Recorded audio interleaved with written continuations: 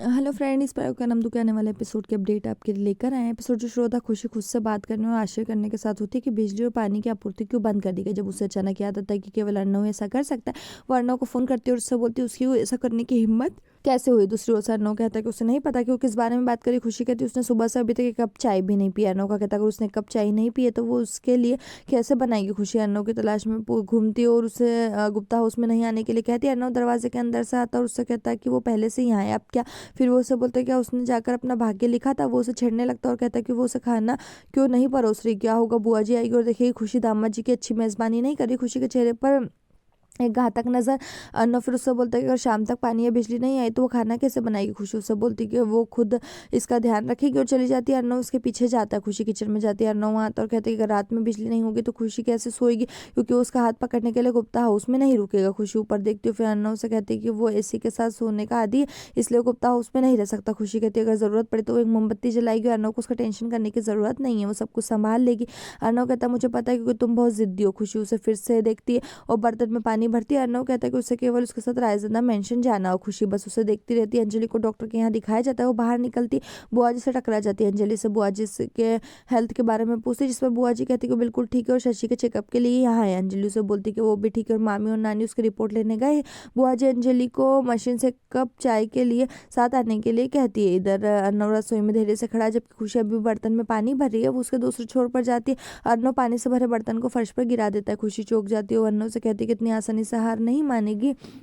वो दूर चली जाती है और गिरने वाली होती तब अर्णव उसे देखने के लिए कहता है। वो हाँफती और चली जाती। खुशी को हैंडपंप से पानी भरते हुए दिखाया जाता है। वो सोचती खाना बनाने के लिए इतना पानी काफी है। अर्णव उसका रास्ता रोकता उसे जाने के लिए देने के लिए कहती है और वो हिलता और कहता है कि अगर दरवाजा नहीं खुला तो क्या होगा। खुशी अपने दरवाजे पर बड़ा ताला देखती है। अर्णव से दरवाजा खोलने के लिए कहती है क्योंकि उसका घर है। अर्णव का कहना है कि अब वो घर का मालिक और वो तय करेगा कि दरवाजा कब बंद होगा और कब खुलेगा। वो इससे बहस करने लगती है और अपने हाथ में रखे बर्तन गिरा देती है। पानी गिर जाता है। अर्णव बस मुस्कुराता है। खुशी आपते हुए पानी से अपना हाथ पोंछने के लिए एक तौलिया उठाती है। अर्णव का कहना है कि वो बिजली और पानी की व्यवस्था कर सकती है, लेकिन वो सड़क पर कैसे रहेगी क्योंकि ताला नहीं खुलेगा। वो सब बोलती कि वैसा क्यों करा, जिस पर अर्णव उसके गले से पानी पोंछने लगता है। अब वे प्ले होता है। अर्णव फिर खुशी से कहता है वो जानती कि वैसा क्यों कर रहा है। खुशी कहती है कुछ दिनों में सब ठीक हो जाएगा, जिस पर अर्णव गुस्सा हो जाता है और कहता है कि जो कुछ दिनों में होता है वो बाद में आता है, लेकिन आज उसकी जिंदगी खत्म हो सकती है। वो अविश्वसनीय रूप से देखती है और उससे बोलती वो ऐसा क्यों है।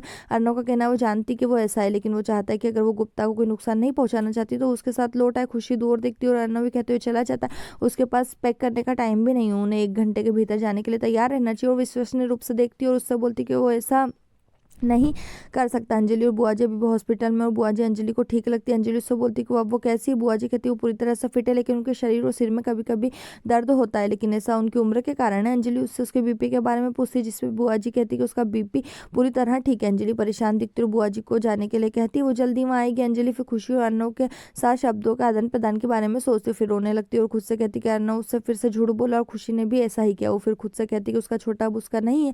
अर्णव ड्राइव करना शुरू कर देता है और फिर से रुकता है क्योंकि खुशी उसकी कार के सामने आती है। वो कार का दरवाजा बंद कर देता है और खुशी से कहता है कि क्या उसका दिमाग खराब है, अगर 1 सेकंड के लिए वो कार नहीं रुकता तो उसकी मौत हो सकती है। खुशी उसे चुप कराती है और उससे कहती है कि वो उसके साथ जाने के लिए तैयार है और 2 घंटे में उसे लेने आना चाहिए। वो भाग जाता है और खुशी मनी मन सोचती है कि वो कभी भी उसके साथ नहीं जाएगी। अर्णव फिर गुप्ता हाउस पहुंचता है और कोई भी दरवाजे का जवाब नहीं देता।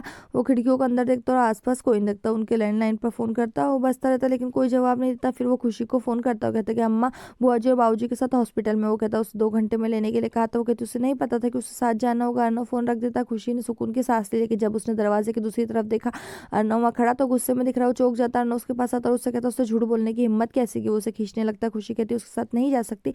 अर्णव ने कंबल खींचकर पूछा कि क्या मतलब है। उसके पैर पट्टी देखकर टेंशन में हो जाता है। उससे बोलता डॉक्टर ने क्या कहा और कैसे। वो खुशी से बोलती उसके साथ नहीं जा सकती क्योंकि उसे अपना पैर जमीन पर भी नहीं रख सकती। अर्णव उसे आंख में देखने के लिए कहता। खुशी कहती कि नहीं उसे आराम करना है, वो जा सकती। वो उठता दरवाजे पर जाता और अपने पैर पे मारता और ऐसा नाटक करता जिससे चोट लगी। खुशी उसके पास दौड़ती और उससे बोलती क्या वो ठीक है। अर्णव का कहना है कि वो ठीक है और उसे अपने प्लास्टर की याद दिलाता, जिस पर खुशी फिर लंगड़ा कर बिस्तर की ओर चलने लगती है। अर्णव उसे उठाता और कहता कि वो अभी उसे गोद में उठाकर ले जाएगा, जरूरत पड़ी तो उसे घसीट के भी ले जाएगा। खुशी उसे समझाने की कोशिश करती है। वो कहती है वो इस प्लास्टर को दूसरे के लिए नहीं उतार सकती। अर्णव उसे काट देता और कहता है कि 10 दिनों तक नहीं उतार सकती। खुशी बस उसे देखती है। अर्णव उसे नीचे रखता और कहता है प्रॉब्लम अगले 10 दिनों के लिए है। वो कहता है कि वो उसे झूठ नहीं बोल सकती।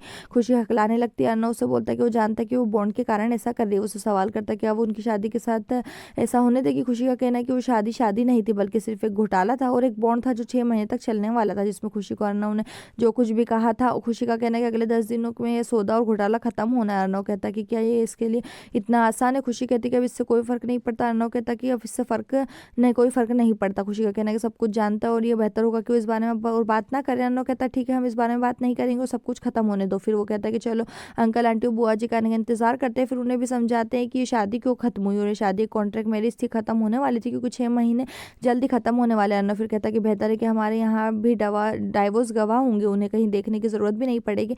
खुशी का कहना है वैसा नहीं कर सकते। अर्नव का कहना है क्यों नहीं, और उसे अपने परिवार को क्या बताए। एक और झूठ, जैसे उसने रायज़ादा मेंशन को छोड़ने के लिए झूठ बोला था। अर्नव कहता है कि बदलाव के लिए झूठ नहीं बोलना चाहिए और सच बोलना चाहिए। खुशी का कहना उसका परिवार सच नहीं सुन पाएगा।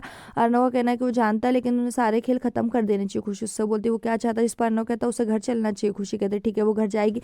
अर्नव उसे बोलता है कि अभी घर पर कोई नहीं और वो उसे लेने के लिए सुबह आएगा, क्योंकि दर्द इतना वाला धुन जो है बैकग्राउंड में बजती है। यहीं पर जो ये एपिसोड खत्म, इस तरह के और एपिसोड पाने के लिए चैनल को सब्सक्राइब करें, साथ में बेल भी प्रेस करें।